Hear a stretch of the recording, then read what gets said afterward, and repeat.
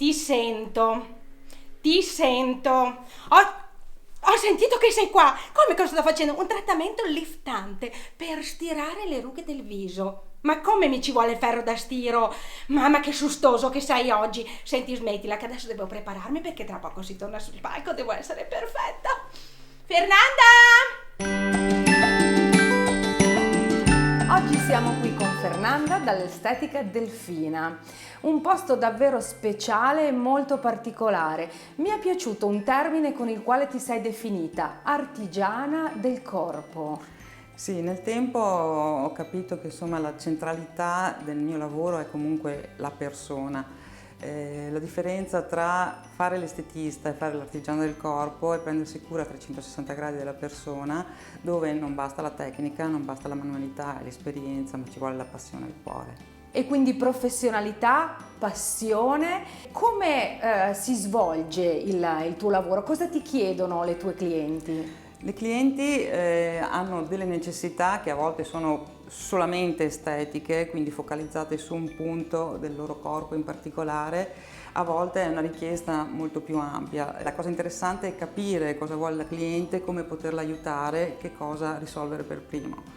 Normalmente si crea io mi faccio un'idea di quello che è la problematica della cliente, lei mi esprime il suo punto debole e poi decidiamo insieme il percorso da fare.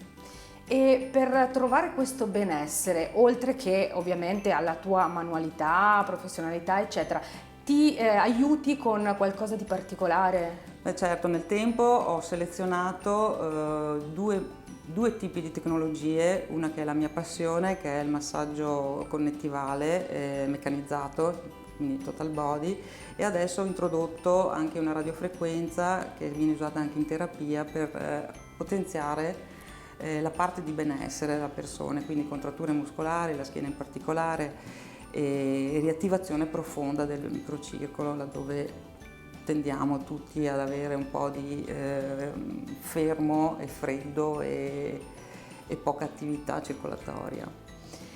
Fernanda, io sono un po' curiosa, ma ce le puoi presentare queste Certo. macchine? Andiamo a vedere? Grazie.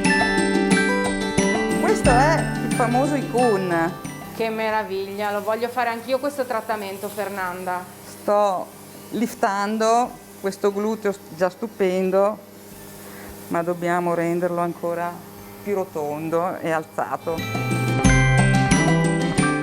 Dopo una mattinata all'Estetica Delfina mi sembra di viaggiare in un'altra dimensione.